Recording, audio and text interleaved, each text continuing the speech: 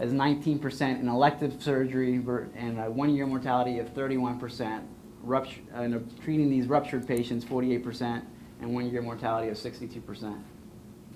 So this also comes not only for the hospital volume, but also for the surgeon volume, which significantly impacts the outcomes of these patients. So quickly, to undergo an open repair, it's a pretty big deal. You need to intubate the patient with a dual lumen endotracheal tube. They need to have CSF fluid drainage with a spinal drain. They also need to have monitoring of their motor and sensory motor evoked potentials. It requires a very large thoracoabdominal incision. It can involve having a left heart bypass so that you can perfuse the lower extremities and perfuse the intestines and the kidneys. It involves sewing in a large graft with multiple branches, as can be seen here. Here's a picture of one that we actually did. And you can see some of the branches coming off here and over here. So trying to decrease the risk of the mortality in these patients and trying to decrease the risk of the significant morbidities that are encountered if you are able to get a patient to survive one of these open approaches is where we come in with the hybrid repair. So the hybrid repair essentially involves a combined approach. So you're using your endovascular skills and you're also using your open skills. There's a lot of advantages. It avoids aortic cross-clamping, and it avoids the thoracotomy, it avoids dividing the diaphragm, single lung ventilation, or even cardiopulmonary bypass. Ultimately, it decreases the ischemic time and the physiologic stress that this surgery typically puts on a patient. So here's a patient that we had here, had a pretty significant aneurysm involving the celiac artery, SMA artery. Here's an aortic angiogram. And we repaired this in a hybrid approach, essentially sewing bifurcated Dacron grafts. This is a typical graft that we use when we're doing open aortic surgery, and sewing that to the common iliac artery and throwing a limb all the way over to the SMA and the renal artery, and then throwing a limb all to the celiac artery. In this particular case, it was very difficult to get over to the right renal artery, so we used some pretty neat techniques to do what we call in situ laser fenestration. So that basically means that we burned a hole in the graft in the patient in order to place a covered stent into the renal artery. So here you can see this is the aortic stent graft here, and we actually have a sheath that is outside of that stent graft in our right renal artery, showing us kind of the direction of where we need to be working. And then here we have a little laser pointer that is actually pointing at the graft material. You can see that we're essentially have the wire within that laser pointer and are actually able to burn a hole in the fabric and get a wire across into the true lumen of the right renal artery. And later we use a balloon to make that hole a little bit bigger. That way we can pass a covered stent.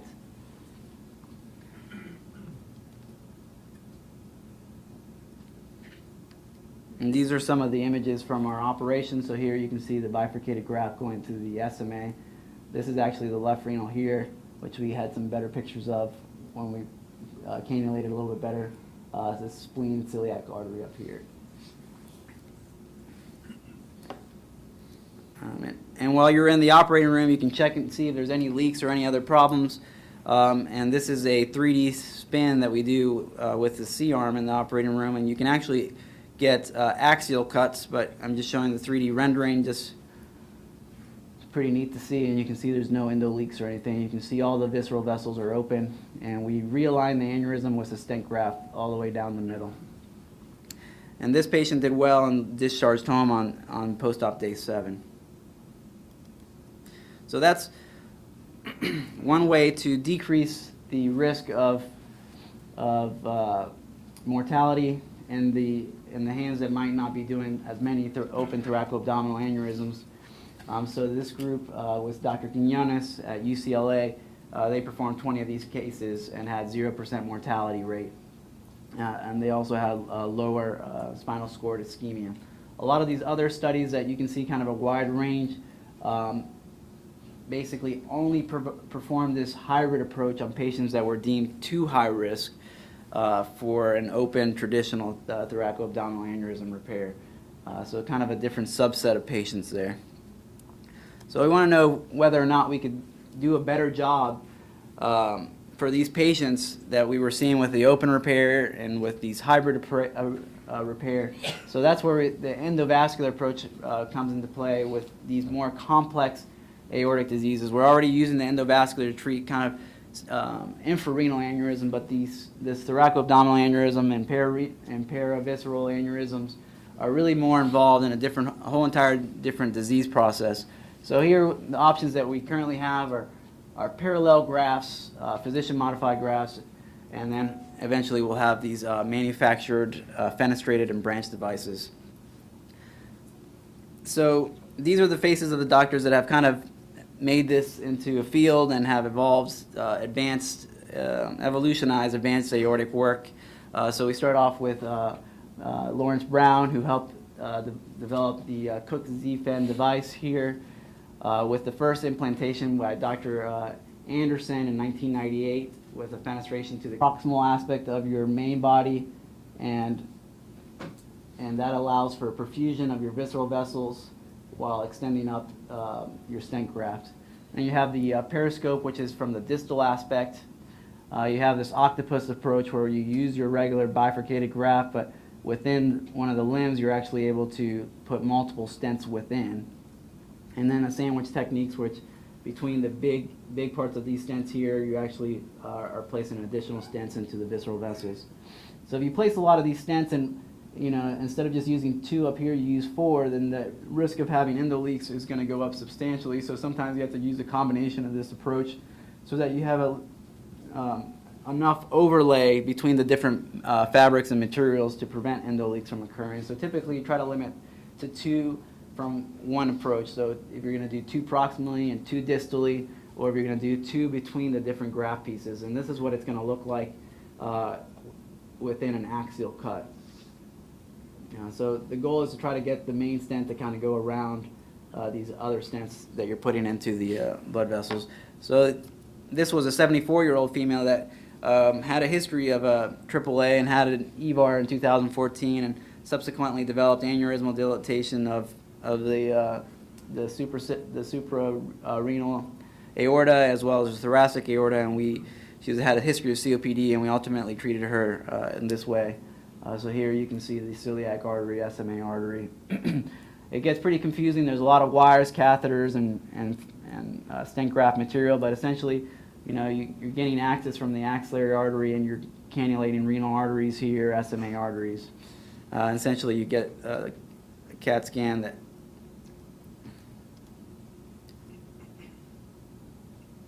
where you can see a lot of stents kind of going in and out of all these different vessels, and get pretty challenging. So our third method our second method besides this parallel grafts that we have are the physician modified grafts. So in order to do this, you have to take a lot of measurements. So you use your CT scan, and you have to reformat it to be able to get your distances between your SMA, your celiac artery, your renal arteries, and you have to be able to measure the x-axis, y-axis, the arch angles, all these things.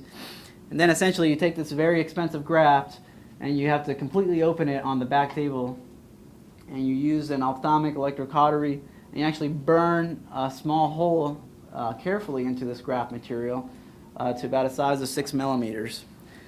And you got to be really careful that this, once you start burning, it doesn't expand and you end up with a huge hole and then this expensive graft that you have to implant. So once you make your hole, you have to reinforce your hole using a wire, and then sew that wire in place. Ultimately kind of look like this. And sometimes you have this stretch from the stents that kind of get in the way, and you have to relocate them in order to put your fenestrations in the correct position.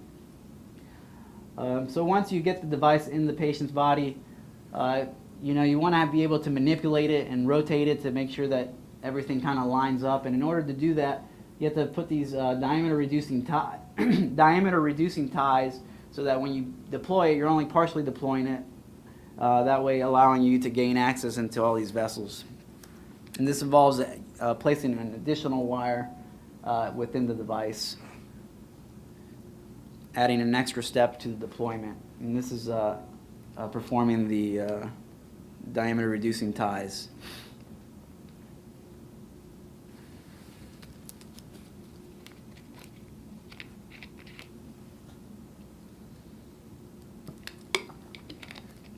So that's the last wire we're going to be pulling in this procedure once we've cannulated all the renals and mesenteric vessels.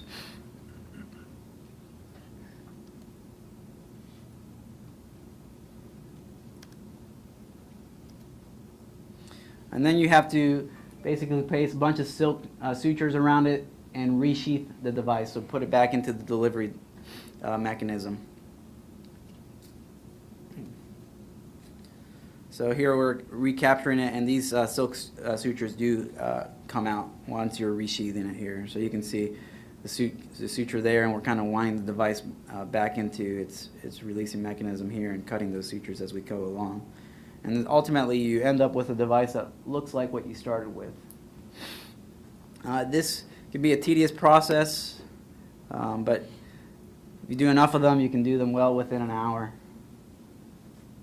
which is, considering a lot less time than it can be just to expose a large thoracoabdominal aorta in an open approach and gain proximal distal control and putting a patient on bypass. So here we're actually resheathing the device here.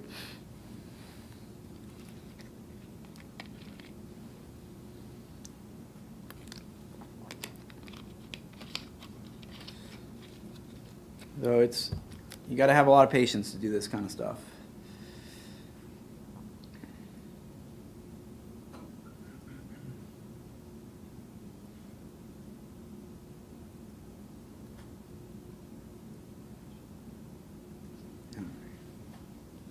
So then we're winding the device to recapture it there. So here we have a device that is partially deployed. It still has those constraining wire in there, but you can see that we have wires within the vessels that we're trying to save, so both renal arteries and the SMA artery. And then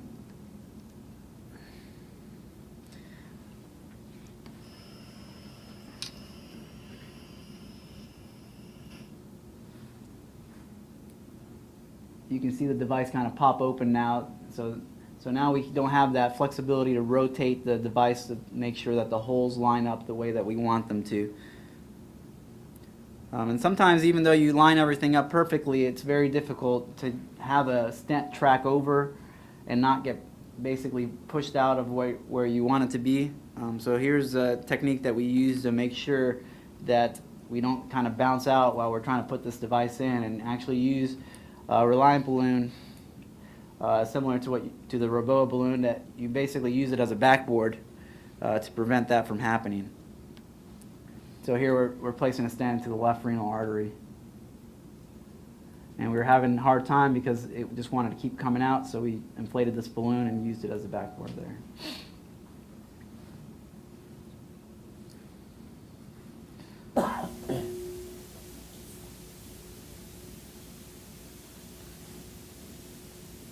So this is kind of where we're going.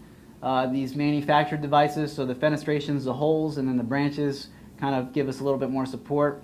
So you have patient specific, so the patients that come into your office, they get these CT scans, and you can actually get a custom-made device specifically for their aorta. Problems include cost, and also that there's a waiting period, so different devices have different waiting periods. This device, they say it's about 2 weeks. The Cook Zenith device can be up to 6 weeks. So we're going to be going, I think, more towards a direction of just kind of an off-the-shelf device. It's a generic device that's going to fit a lot of different patients. And the main ones that I'm looking forward to seeing are the T-branch device by Cook, the Tambi by Gore, and the Valiant thoracoabdominal device by the Medtronic. So some of these are available at centers that are currently doing the studies, and these are the results that they're having so far. So 4% 30-day mortality, 6%, 2%, so really significantly lower than the open and hybrid approach. And these are older patients with extensive aneurysms, also pretty low paraplegias rate and dialysis rates. So overall, it forms this false lumen where the blood is dissected into. These patients present with acute pain, hypertension, syncope. Sometimes they can be hypotensive if they're rupturing. Sometimes they describe the pathophysiology as either blood rushing out, or there being a hematoma and blood rushing in, creating that tear in that intima. It's more likely to occur in men than women. Median age is 63 years old. More of them are type A than type B, and about 6,000, 10,000 patients occur annually. There's specific risk factors of connective tissue, history of hypertension, drug use, smoking, and trauma. So the two main classification schemes for this disease process are the Baker classification, which is type 1, 2, 3, and the Stanford, which is a little bit easier to remember, type A and type B. So type A involving the ascending plus or minus the descending, and type B just involving the descending aorta.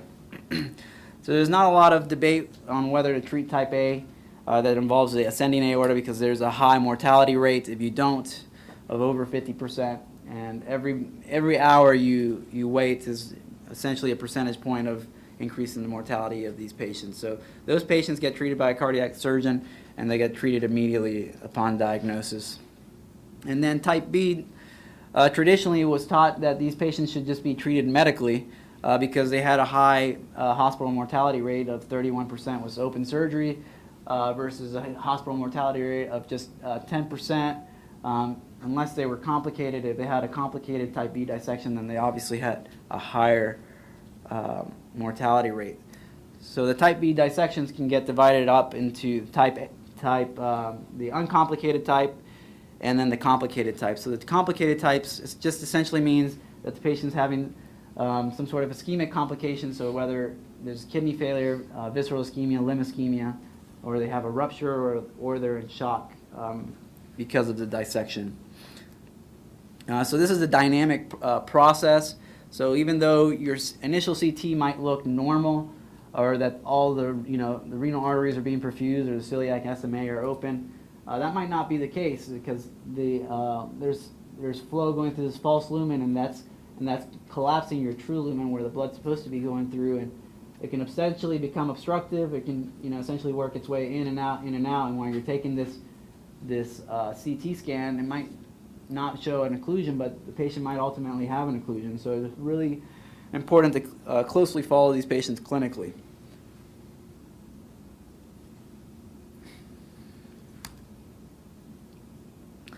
So the natural history of the type B uncomplicated. I mean, most people agree that you have to treat the complicated type Bs, but the uncomplicated ones, what do we do? So the complication rate of these uncomplicated ones are higher than we initially anticipated. So a lot of people describing aneurysmal degeneration of up to 50%, ultimately becoming complicated from ischemia of 50%, and these are independent predictives of mortality. And a lot of these patients, frankly, just don't take their medications. You have them on 3 or 4 blood pressure meds, and they don't follow up, or they forget to take them, or they run out of prescriptions. And even though their blood pressure was controlled while they're in the hospital, you really got to see what their long-term outcomes are if they're going to really be taking these medications and following up. So one of the largest trials that we have to determine what to do with these patients with uncomplicated dissections is the INSTEAD trial. So ultimately, is a randomized control trial. They had 140 patients, and they were broken up into 2 arms. One was a treatment arm involving best medical therapy, optimal medical therapy, plus a TVAR, and then the arm that was just medically treated. And this was specifically looking at the uncomplicated aortic dissections using a Medtronic device. So the results of this study was that there was favorable aortic modeling 91% in the patients that were treated with surgery versus 19% in the patients that were not treated with surgery. The all-cause mortality rate at 2 years, there is no difference between the patients that had surgery and the patients that did not have surgery, but there is a significant crossover arm. And if we start looking at the 5-year results, so there's another study that, the first study looked at the 2-year results, and then the second study looked at the 5-year results, and that's when we really start seeing the advantages of treating these patients with surgery. So at the 2 to 5 year mark, there's 100% survival benefits. No patients died that were in the surgery group. versus 83% survival in the best medical therapy. And then you had the 5-year aortic-specific mortality with the patients that were treated with TEVAR was 6.9% versus 19% in patients that were treated with just medications. There was no death in the TEVAR group after 2 years. 91% of patients in the TEVAR group had complete false lumen thrombosis and favorable aortic remodeling. And the patients in the medical management group had a significantly increase in aortic size. So here is kind of a before and after treatment. So you can see this, the small lumen here is actually the true lumen, and the false lumen is this one here. And after treatment, all the blood is redirected through the true lumen and it basically obliterates the false lumen. So here's another slide. So this is a dissection. So here you can see the true lumen is this small lumen here, and there's a separation in the false lumen, and that extends all the way down. This is the aneurysmal degeneration that occurred at 5 years. So the aorta is significantly bigger than it was here. And then a patient that's had 2-year follow-up after TEVAR. So their false lumen is completely thrombosed and had favorable remodeling and a smaller overall aorta. So should we treat all patients that have uncomplicated dissection? I don't think that's the answer either, but there are some specific risk factors that we need to look at to determine which patients get treated. So some of these risk factors include the location of where the tear is. So if it's in the outer wall of the aorta, it's less likely to become a problem than if it's on the inner wall of the aorta. If the tear is close to the subclavian artery, if there's incomplete false lumen thrombosis, if they have a large tear, if they have a large false lumen greater than 15 millimeters, or if they have a small true lumen. So the timing is kind of a tricky question. There's a lot of debate on when to do the surgery. Most people agree not to do it in the first 24 hours. Some people treat in the acute phase, but a lot of people are kind of pointing to treatment more in the subacute phase to reduce some of the risks that are specific to TEVAR, such as retrograde type A dissection. So here's one of the treatment algorithms from Dr. Hiramoto in California.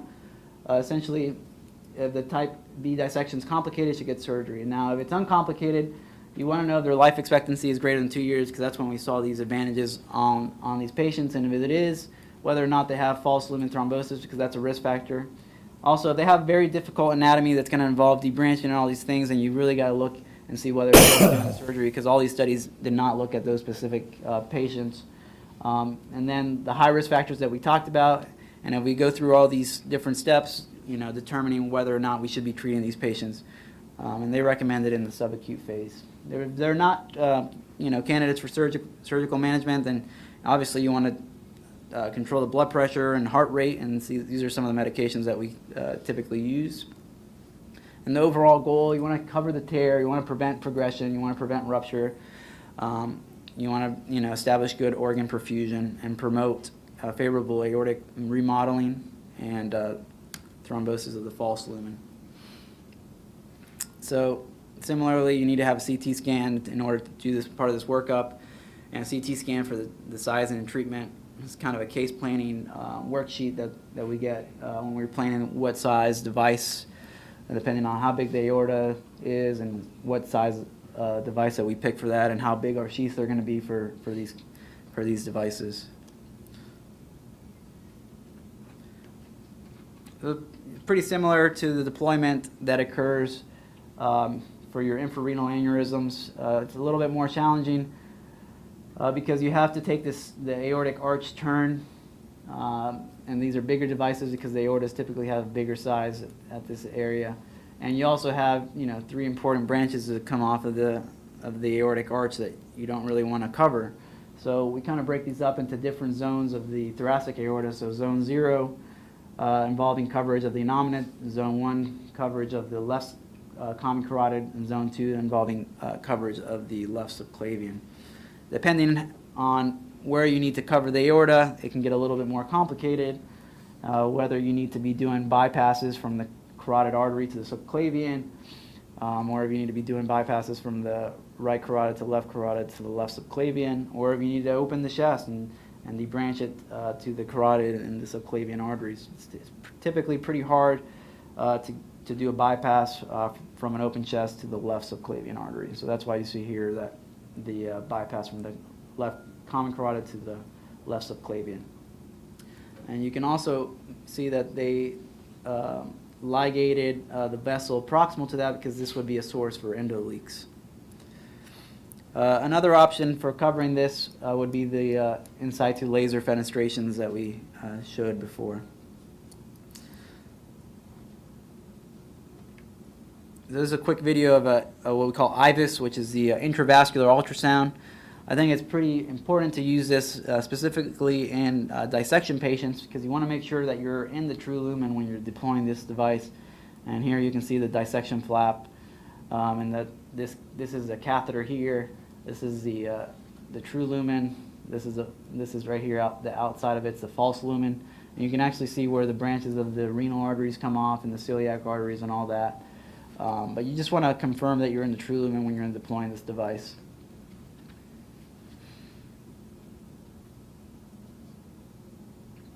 So the access vessels can be a problem. They can be small. They can have a lot of calcification. So sometimes you have to sew in an iliac artery conduit. As you can see here through a retroperitoneal incision. It's pretty similar incisions to what you guys may have seen in renal transplants here. Or you can do an endoconduit where you place a covered stent and basically rupture the artery from the inside so that it's large enough to have a device to go through it. Postoperative care is extremely important. ICU monitoring for neurologic assessment, pulse exams, and then postoperative imaging for surveillance. So some complications you got to watch out for. So this is actually what we call iliac on a stick, which basically you have the iliac artery on your sheath that you use to deploy the device. So typically you see this at the end of the procedure when everyone's celebrating that you guys did a great job, and all of a sudden you're removing everything and the anesthesiologist is telling you that the blood pressure dropped, and that's probably because you injured that iliac artery. Whether or not you actually have performed a complete ablation of this artery like in this manner or not, but you got to remember that that is a possible complication: paraplegia, paralysis, endoleaks, and retrograde type A dissections. So I'm sure you all have heard of the different endoleak classifications, 1, 2, 3, or 4. But once you start getting into all these different stents, and you have a lot of subclassifications. So you have 3A, 3C, 3B. So it can get kind of confusing, and it can get pretty hard to diagnose on just a regular CT scan. So this is some of the post-op complications that can occur in terms of your endoleaks and the rate of it occurring. This is specifically looking at more of these advanced aortas, but most of them are type 3, which are probably the most benign type of endoleak and can typically be watched. So overall, even though you're placing all these grafts between the stent, the main body stents, it's low risk of leaking. Another thing is the spinal cord ischemia, which we touched on a little bit. So this is one way to monitor. It's called a near-infrared spectroscopy. Essentially, these pads can measure transcutaneously the perfusion of the spinal cord and can help you decide whether you want to be treating that aorta in a single approach or if you want to kind of delay treatment and do some treatment later on and just kind of treat part of the aorta, allowing the spinal cord to collateralize. So the future of surgery is for the T-bars. I think we're going to be seeing a lot more of these these manufactured devices with fenestrations, kind of like we see already in the thoracoabdominals that I showed earlier. Devices that are much smaller to prevent that iliac on a stick. And then there's going to be a lot of virtual training that because all this stuff is done basically what you see on a monitor. So essentially, you can have a patient's CT scan and practice the surgery before you actually perform it by using these models that they have, kind of like when you're practicing on the Da Vinci with like a video game. And then also there may or may not be a role for robotics and vascular surgery. This Magellan device. This guy is out here you know, sometimes in a whole different room, and can control the wires and the catheters without having to be exposed to all the radiation and having a little bit more direct control of the devices.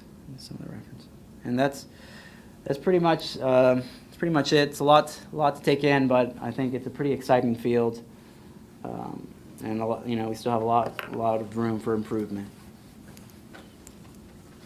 Questions, comments? Yeah, Dr. Greer. Great talk. I've got a good book by Crawford that would be a nice addition to your talk.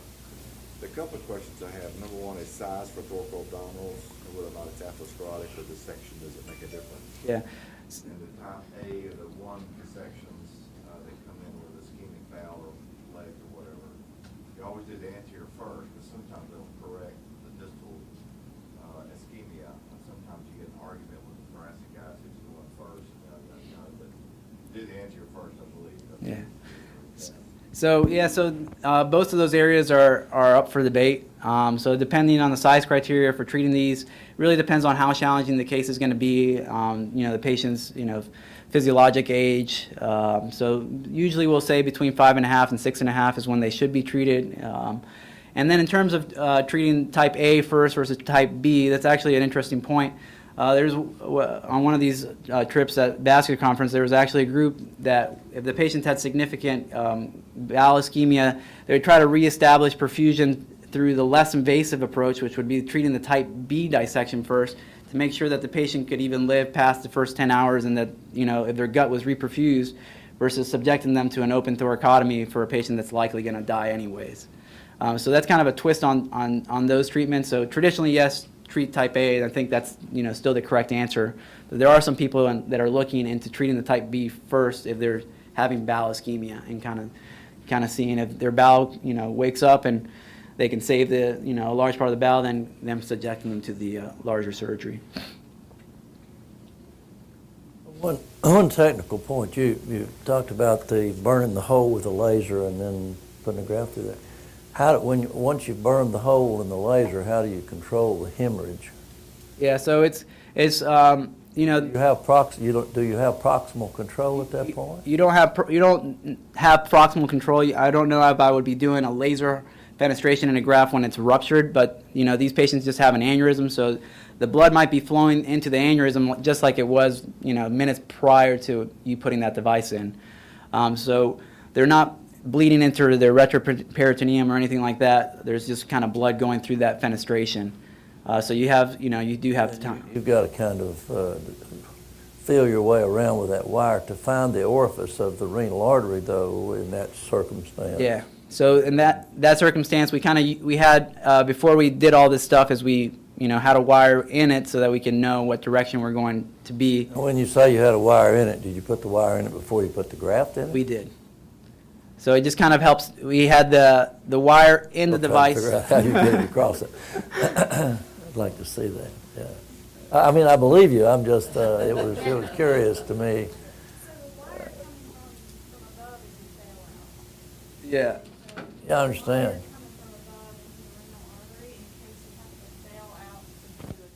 Turn that on so we can hear you. You had to bail out. Right. So vascular surgeons always have a backup plan, right? Right. So your bailout is getting a wire in the renal artery from above, Okay. in case you couldn't get in there and you had to cover with another graft and do a sandwich technique. But it also gives you a guideline of where that renal artery is located, so that you can direct. But you still got to get that connected to your graft, your endograft that you put in. That was the curious thing to me, how you make it work. So here we have, before we deployed the device, we had a wire. It's not showing. Oh, let's see here. Turn the lights down, John, please. So this is the main body of the device here. And it's deployed now. It's not complete. It's not. In this case, it is deployed. But before we deployed it, we actually had a wire and catheter into the renal artery. That is outside. That's parallel. It's outside. I got That's you. outside. Okay, I understand. And then here we use this one is inside, Yeah. and we use the laser to make a hole. Right. So if for some reason, we make our hole, but we can't get the wire to get in there, we still have wire access from outside, and we can still deploy if we wanted a stent from the outside in. And that would be kind of one of those reverse snorkels that we talked about. So then, but how are you going to get flow in it then? Bring it down to the iliac or something So the distal? blood or- flow would be kind of going in a retrograde fashion, so it'd be going down through the aorta, and kind of some of the turbulent flow would go up. So it might not be your normal, flow. But let's say you're successful now. You get your graft through your lasered hole up there. How does it stay in place? What keeps it from having a windsock or something like that Yeah. to close the orifice of it? Is there? So in this particular case, we typically use a balloon-mounted stent, and once we place the stent within our hole, we can actually balloon different portions of the stents to different size. So we essentially, Okay, so it's got struts in it to hold it in place. yeah, and we can Okay. actually flare it, so that Okay. way you create a better seal at the opening of it, and prevent that. Yep. Yeah, Dr. Moore. Well, length of time to do some of these octopuses. Yeah, it can take a while. There's definitely a learning curve, and a lot of studies that look into the time and the radiation, and the more cases you do, you can substantially decrease the time and the radiation. So some of these cases might have taken us 3 hours, and some of them might have taken us an hour. It just depends on how involved it is, and just kind of the anatomy and how favorable it is. Sometimes you think it's going to be a straightforward case, and you're in there for a long time, and sometimes it looks like it's going to be a very challenging case, and it just goes smoothly. It's really hard to predict sometimes. Yeah, Dr. Fisher. Well, I was just going to say one thing, and that Yeah, is get the mic. There you go. All this stuff looks pretty complicated, and it is, but the reason everybody's trying to come up with a newer, better mousetrap way of doing things is because the old way resulted in mortality a lot. I mean, Mike Greer and I both spent a long year down with Dr. Crawford a long time ago, and one of the things that you appreciate when you go down there and watch these operations that used to be done down there, literally on a daily basis, is that there was a team, and there were tremendous moving parts within that team. And if that operation was going to work, then it had to work because all those moving parts went just perfectly. And when you leave Houston and you get into these other medical centers, there are vital parts of that team that are not in place. And you try to do these operations and they all die. So the reason that all of these newer techniques have come into being is because everybody's trying to accomplish something that most surgeons can't do. And part of that is just who you are, and you're not Dr. Crawford, and part of it is the fact that you don't do them very often. And all of these really complicated operations like Whipple procedures, you generally do a better job when you're doing them all the time. Back to just a basic question. We know we're treating almost all standard infrarenal aortic aneurysms with endografts now, but what is the approximate rate of conversion? For infrarenal, I've never seen or done one. I just was curious if any more were.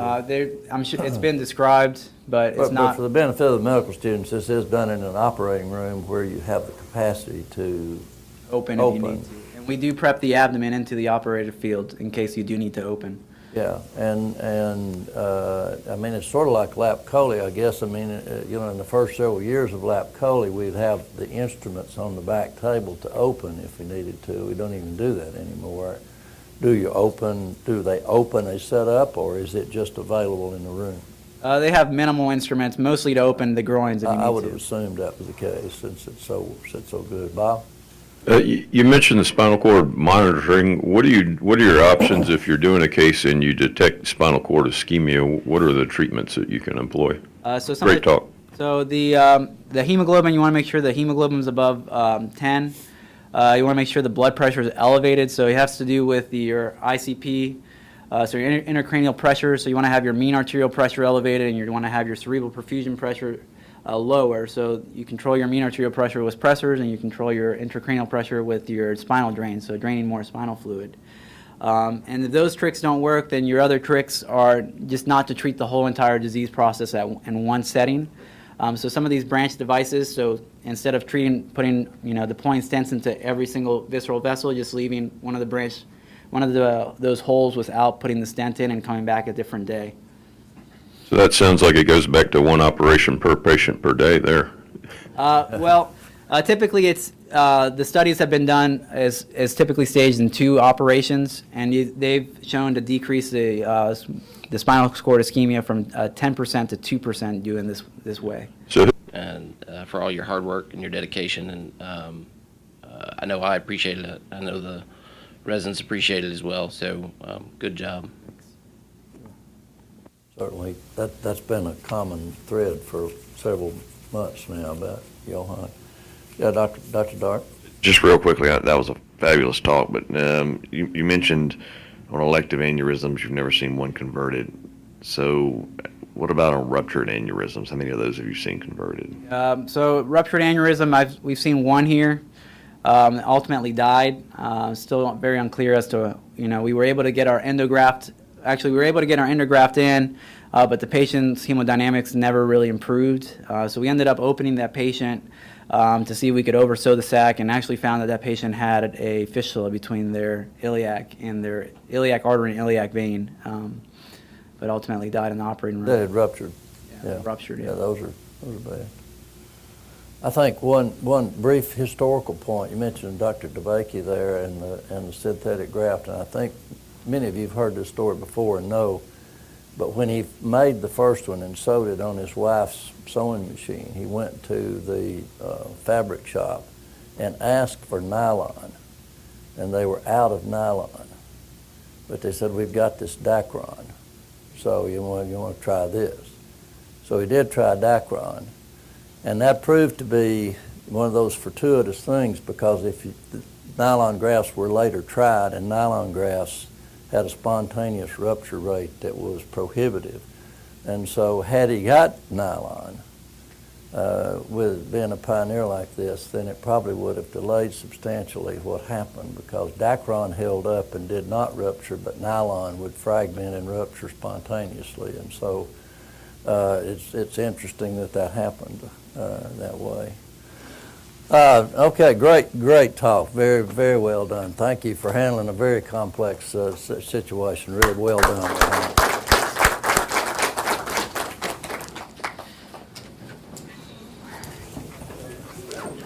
Thank you. You did a wonderful job. Appreciate it. Really good. Thank you. Thank you for that. Thank you. It's been a pleasure.